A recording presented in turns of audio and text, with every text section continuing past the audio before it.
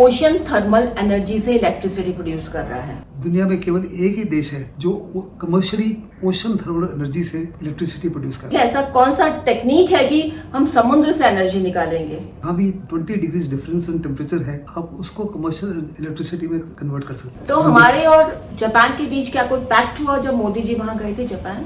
Modi being a visionary and a forward looking person, उनकी कोशिश थी कि हिंदुस्तान का बहुत बड़ा कोस्टल लाइन है। नमस्कार दोस्तों, आप देख रहे हैं आई ऑफ ट्रुथ और मैं हूं आपके साथ अनु जैन रोहतगी। और आज हमारे साथ आई ऑफ ट्रुथ में एक बार फिर फॉर्मर मेजर जनरल पीके सहगल सर हैं। बहुत सारी नॉलेज देते हैं और लास्ट टाइम हमने डिस्कस किया था सर के साथ कि पीएम मोदी विदेशों में बहुत ज्यादा जाते हैं, देश में कम रहते हैं, लेकिन इसके पीछे क्या प्लानिंग रहती है मोदी जी की, और उन्होंने कितने सारे पैक्ट किए हैं। टेक्नोलॉजी पे आज हम विशेषकर बात करेंगे सहगल सर से। और सबसे पहले क्वेश्चन सर यही है कि डिस्कशन हुआ था कि ये बात सामने आई है, धीरे धीरे सामने आती है चीजें, कि जब मोदी सरकार आई थी 2014 के आसपास, उस समय मोदी जी ने जापान का चक्कर काटा था और बहुत ही कहते हैं इंपॉर्टेंट डील वहां के जो ऑफिशियल्स हैं उनके साथ हुई थी, वहां की जो सरकार है उसके साथ हुई थी। तो वो क्या थी डील और कितनी इंपॉर्टेंट डील थी जिसका फायदा हमें आने वाले समय में हमारे देश को होगा? देखो, हिंदुस्तान जो है एनर्जी डेफिशिएंट नेशन है। 85 to 90% एनर्जी हम इंपोर्ट करते हैं, जिससे बहुत बड़ा फॉरेन एक्सचेंज आउटगो होता है। जी जी। इसको चेकमेट करने के लिए हिंदुस्तान ने बहुत बड़े कदम उठाए रिन्यूएबल एनर्जी में। जी। इसमें हमको 3 चीज़ों में तो बड़ी सक्सेस मिली है, सोलर एनर्जी में, विंड एनर्जी में और न्यूक्लियर एनर्जी में। जी। लेकिन इसके अलावा दुनिया में 4 और साधन हैं जिनमें हमको किसी प्रकार की कोई भी अभी तक सफलता नहीं मिली। जी जी। सबसे पहले अगर आपको याद होगा, फुकुशिमा में जब सुनामी आई थी, बिल्कुल साइक्लोन आया था, अर्थक्वेक आए थे, तो 6 में से 4 न्यूक्लियर पावर प्लांट में लीकेज हो गई थी। जी। तो जापान ने न्यूक्लियर पावर प्लांट्स को बंद कर दिया था। जी। तो उसके बाद दुनिया में केवल एक ही देश है जो कमर्शियली ओशन थर्मल एनर्जी से इलेक्ट्रिसिटी प्रोड्यूस कर रहा है। ओशन थर्मल एनर्जी से इलेक्ट्रिसिटी प्रोड्यूस कर रहा है और वो देश जापान है। बिल्कुल सही कह रहे हैं। जी जी। तो Modi being a visionary and a forward looking person, उनकी कोशिश थी कि हिंदुस्तान का बहुत बड़ा कोस्टल लाइन है। अगर ट्विस्ट एंड टर्न्स देखो तो तकरीबन 11,000 किलोमीटर लंबी हमारी कोस्ट लाइन है, मेनलैंड की, आइलैंड टेरिटरीज की, अंडमान निकोबार आइलैंड्स की और लक्षद्वीप की। जी। और बहुत बड़े पैमाने पर हमारे पास ओशंस हैं जो देश को, अगर टेक्नोलॉजी आ जाए तो बहुत फायदा हो जाएगा। बहुत फायदा होगा। जी जी। तो जापान जो गए थे उसके पीछे मकसद क्या था फिर सर? उनका मकसद यही था कि उनसे जापान टेक्नोलॉजिकली दुनिया में काफ़ी ज़्यादा एडवांस्ड है। जी। मेरे ख्याल है इसराइल के बाद में या जर्मनी के साथ में सबसे ज़्यादा एडवांस टेक्नोलॉजी में जापान है। जी तो जी। एक तो वो बुलेट ट्रेन की टेक्नोलॉजी हासिल करना चाहते थे, जी। जिसको स्टार्ट किया हुआ है, और हो सकता है कि इस टेन्योर के एंड तक बुलेट ट्रेन जो है चलना शुरू हो जाएगी अहमदाबाद और मुंबई के बीच में। जी। और दूसरा जो है ओशन थर्मल एनर्जी। तो हमारे और जापान के बीच क्या कोई पैक्ट हुआ जब मोदी जी वहां गए थे जापान? देखो, MOU साइन होते हैं, MOU साइन हुआ था, जिसके तहत हमने $300 मिलियन स्पेंड किए और IIT मुंबई में ये टेक्नोलॉजी लाई गई है। और हो सकता है कि हमारे जो अपने इंजीनियर्स कुछ सालों में तैयार हो जाएंगे जो हिंदुस्तान में कमर्शियल इलेक्ट्रिसिटी प्रोड्यूस कर सकेंगे 2 तरीकों से, एक ओशन थर्मल एनर्जी और दूसरा टाइडल एनर्जी। और इन दोनों में हमको किसी प्रकार की कोई सफलता नहीं मिली। इसके अलावा कुछ और बड़े साधन हैं सर। अब अगर हम पहले ओशन थर्मल एनर्जी की बात करते हैं तो क्या होता है सर? जैसे आप कहते हैं कि समुद्र से निकाली जाती है एनर्जी, तो क्या टेक्नोलॉजी की बात करें तो क्या मेथड होता है? मतलब क्या लोग जरूर जानना चाहते हैं, छोटी छोटी बातें होती है जो लोगों को सरप्राइज करती है कि ऐसा कौन सा टेक्निक है कि हम समुद्र से एनर्जी निकालेंगे? देखो, समुद्र के ऊपर जो है सरफेस टेम्परेचर जो है वो जो नॉर्मल ग्राउंड टेम्परेचर है वो है, नीचे बहुत ठंडा पानी है। जी जी। तो जहाँ भी 20 डिग्री डिफरेंस इन टेम्परेचर है, आप उसको कमर्शियल इलेक्ट्रिसिटी में कन्वर्ट कर सकते हैं। और केवल एक ही देश है जिसने बड़े पैमाने पर इसके ऊपर काम किया है। कहा जाता है necessity the mother of invention, क्योंकि उनको नेसेसिटी थी इतनी ज्यादा हुई जब उनको 4 न्यूक्लियर पावर प्लांट्स बंद करने पड़े, बिजली की आवश्यकता थी, तो उन्होंने इसके ऊपर काम किया और उनको सक्सेस मिली। और हिंदुस्तान उसी सक्सेस को अपनाना चाहता है ताकि हमारे देश में भी एनर्जी डेफिशिएंसी ज़बरदस्त है, जैसे कि मैंने 85% हम एनर्जी इंपोर्ट करते हैं। जी जी। ताकि इसके माध्यम से जो मोदी जी बार बार कहते हैं और जो हम सुनते भी हैं, हमको लगता है कि कहाँ से आएगी एनर्जी की, एक समय आएगा कि घर घर में बिजली होगी। तो उसके पीछे शायद उनका फोरसाइट विजन यही है कि उनको पता है कि क्या क्या चल रहा है, क्या क्या हो रहा है देश में। उनको ये भी पता है दुनिया में क्या हो रहा है और देश में क्या हो रहा है। जी जी। इस समय जहाँ तक रिन्यूएबल एनर्जी है 2070 तक अगर कोई देश अपने टारगेट को अचीव करेगा या उससे पहले कर लेगा तो हिंदुस्तान है। हिंदुस्तान इंटरनेशनल सोलर एजेंसी का फाउंडर है, जिसमें काफ़ी से ज़्यादा 100 से ज़्यादा देश जुट गए हैं। विंड एनर्जी में हमने बहुत ज़बरदस्त सफलता प्राप्त की है। जहाँ तक न्यूक्लियर एनर्जी है, न्यूक्लियर एनर्जी में भी बहुत बड़े पैमाने पर काम चल रहा है। जी, जी। देश में 20 से 30 नए न्यूक्लियर पावर प्लांट्स लगाने जा रहे हैं, जिससे न्यूक्लियर एनर्जी। लेकिन इसके अलावा हमारे पास 4 और एनर्जी सोर्सेज हैं जिसमें हमको सफलता नहीं मिली। एक के मैंने बात की जिसके जापान के साथ MOU साइन हुआ है, टाइडल एनर्जी और ओशन थर्मल एनर्जी। दूसरा है जियोथर्मल एनर्जी। जियोथर्मल एनर्जी इस समय दुनिया के 24 देश जो हैं जी जी बड़े पैमाने पर कमर्शियली एक्सप्लॉइट कर रहे हैं जियोथर्मल एनर्जी। जियोथर्मल एनर्जी दुनिया में इतनी बड़ी है कि ह्यूमन काइंड की सारी एनर्जी की needs for next thousands of years तक पूरी हो सकती है। वो क्या है सर, जरूर बताइए। और हिंदुस्तान के पास इतना बड़ा लैंड मास है जी जी और सन बेस्ड है, जो सरफेस टेम्परेचर है 1 सेकेंड नीचे आ गए हैं।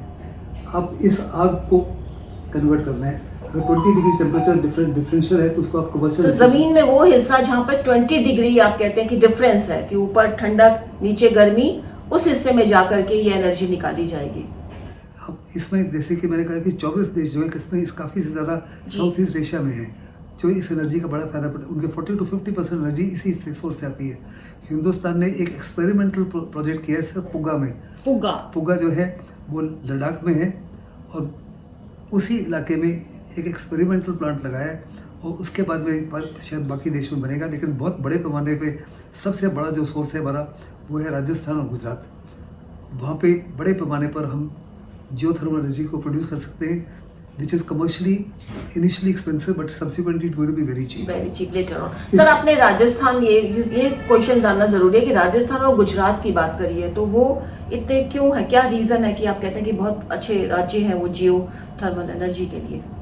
देखो जियो थर्मल एनर्जी में आपको ऐसे लेके चाहिए जिनमें काफ़ी बैरन लैंड हो, जिसमें प्रोजेक्ट्स लगाए जा सके, विच आर सन बेस्ड। तो सबसे ज़्यादा सूरज की गर्मी जो है वास्तव तो खाली धरती और सन की लाइट्स उस पर पड़ रही है, वो बेस्ट रहते हैं एरियाज। वहाँ कमर्शियल एक्सप्लॉयटेशन के लिए वो सबसे बेहतर है। सबसे बेहतर बाकियों के लिए आपको काफ़ी ज़्यादा पैसा भी खर्च करना पड़ेगा और एक्सप्लॉइटिंग दैट एरिया, बिकॉज आपको सबसे ज़्यादा आज महंगी चीज़ है लैंड है। और लैंड की कीमतें आसमान को छू लेती हैं जब लोगों को लगता है कि कोई इसकी कमर्शियल एक्सप्लॉयटेशन। जी बिल्कुल बिल्कुल। वहाँ पे आपको लैंड सस्ती मिल जाएगी बनिस्बत बाकी जगह। तो सर जो आपने बताया पुग्गा में लद्दाख में जो जियो थर्मल एनर्जी पे बहुत काम हो रहा है, आपको लगता है कब तक ये पूरा हो जाएगा और फिर राजस्थान और गुजरात में इसका काम शुरू हो जाएगा? अगर हमारे प्रधानमंत्री की मंशा को निगाह में रखा जाए तो हर एक चीज़ को बहुत जल्दी से करना चाहते हैं, क्योंकि साफ तौर पे जानते हैं कि 85% एनर्जी हिंदुस्तान इंपोर्ट कर रहा है। हिंदुस्तान की सबसे बड़ी चिंता है एनर्जी सिक्योरिटी। अभी ऑपरेशन सिंदूर के बाद में भी हमने देखा, और अगर कल स्ट्रेट ऑफ हॉर्मूज बंद हो जाए तो हिंदुस्तान के लिए एनर्जी सिक्योरिटी प्रॉब्लम हो जाएगी। इस समय हमारे पास एनर्जी रिजर्व्स केवल 15 से 20 दिन के लिए है। जी और हम बड़े सारे स्टोरेज डम्स बनाना चाहते हैं यूएई की मदद से, सऊदी अरेबिया की मदद से, जहाँ पे बड़े पैमाने पर ऑयल को क्रूड को स्टोर कर सकें, ताकि हमारे पास 3 से 6 महीने तक एनर्जी सिक्योरिटी हो। अगर हम ये geothermal energy, ocean thermal energy और टाइडल एनर्जी में उछाल हासिल कर लेते हैं तो हमको बड़े पैमाने पर एनर्जी सिक्योरिटी मिलेगी without depending on external sources. जी तो सर जब ये आएंगी एनर्जी आएंगी, आपको लगता है कि जितना पैसा खर्च हो रहा है, आपने कहा ना 85% हम बाहर देशों से ले रहे हैं एनर्जी, तो डेफिनेटली जब वो पैसा देश में ही रहेगा तो और चीजों में ज्यादा काम आएगा। और आपने 2 एनर्जी की और बात की, एक तो जियो की बात करी, आपने कहा 4 एनर्जीज हैं, जियो की बात करी आपने, ओशन की बात करी, टाइट थर्मल एनर्जी, और एक और सर? देखो हिंदू कहा जाता है जब भगवान एक दरवाजा बंद करता है तो दूसरा खोल देता है। हिंदुस्तान इज वेरी लकी कि हमारे पास 1800 trillion cubic metres methane hydrate nodules मिले हैं। मीथेन हाइड्रेट नोड्यूल्स जिसको कहा जाता है फायर आइस। वो मुट्ठी साइज के हैं।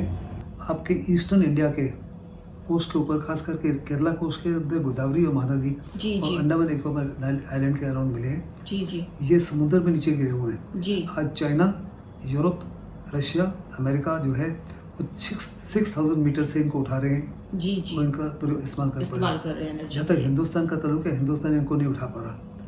ये जो 1800 ट्रिलियन क्यूबिक मीटर्स है, अगर हम इसका इस्तेमाल कर पाएंगे, they are more than all the known resources, जो आपका ऑयल है, गैस है, कोल है, देश के अंदर जितने भी एनर्जी के साधन है, जी जी, उनसे बहुत ज़्यादा है, बहुत ज़्यादा है, और हमारे देश में ही और है। ये पिछले 10 साल से हमको इसके बारे में पता है, लेकिन इसके उस पर काफ़ी कोशिश की जा रही है, लेकिन हम इसको इस्तेमाल नहीं कर पाए।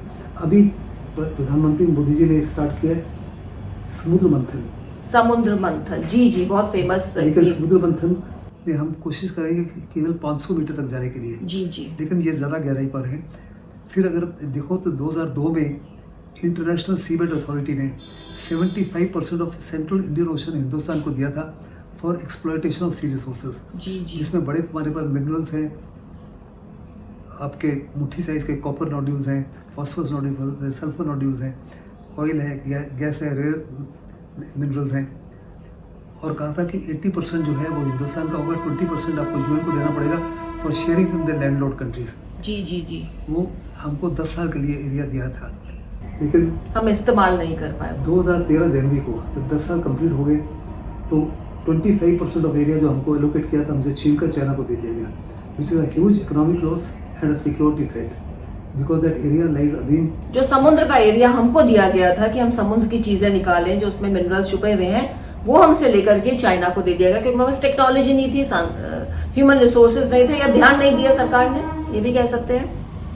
एक तो हमारे पास टेक्नोलॉजी नहीं थी जी, और दूसरा एसमाफी की टेक्नोलॉजी हासिल करने के लिए काफ़ी ज़्यादा खर्चा होता है, कोई बजट एलोकेशन नहीं की गई थी। जी जी, लेकिन प्रेजेंट प्राइम मिनिस्टर जो है बहुत बड़े पैमाने पर हिंदुस्तान को कम्प्लीटली सेल्फ लैंड बनाना चाहते हैं, आत्मनिर्भर Bharat and make in India.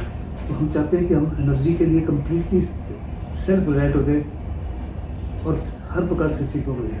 उसके लिए उन्होंने ये समुद्र मंथन स्टार्ट किया है। लेकिन ये जो नोड्यूल्स है, मैंने कहा ये तकरीबन 4 से 5,000 मीटर की गहराई पर है। टाइम लगेगा। अभी हमने स्टार्ट किया ओनली 500, ठीक। लेकिन आने वाले समय में मुझे पक्का यकीन है कि हम ये कार्रवाई कर पाएंगे। तो जो मोदी विदेशों में इतने दौरे लगाते हैं, और तो एक मकसद बड़ा दिमाग में ये भी होता है कि जो टेक्नोलॉजी वहां से लेकर आई जाए और जो हमारे सोर्सेज हैं, हमारे नेचुरल रिसोर्सेज हैं, उनका फायदा उठाया जाए। तो सर आपने बहुत अच्छी यहाँ पे जानकारी दी, और हमें ऐसी जानकारी ज्यादा पता नहीं होती, हम सोचते रहते हैं, बातें चलती है, विपक्ष भी कहता रहता है कि मोदी बाहर बहुत घूमते हैं, लेकिन इसके पीछे मकसद बहुत बड़े बड़े छुपे हुए हैं। और एक बड़ा मकसद सर ने बताया है, जापान के साथ जो टेक्नोलॉजी मोदी सरकार लाई है, ओशन थर्मल एनर्जी, उसका इस्तेमाल आने वाले समय में होगा, और देश में जो एनर्जी की जो हमारी प्रॉब्लम है और जो हम डिपेंडेंसी है, वो काफी हद तक खत्म होगी। सर आपने बहुत ज्यादा हमको जानकारी दी, बहुत बहुत आपका धन्यवाद। हमारे चैनल आई ऑफ ट्रुथ को सब्सक्राइब कीजिए यूट्यूब पर, इसे फॉलो कीजिए फेसबुक पर, इंस्टाग्राम पर, ट्विटर पर और कू पर। हमारे चैनल के बारे में फीडबैक देने के लिए हमें मेल कीजिए ioftruth.6@gmail.com पर।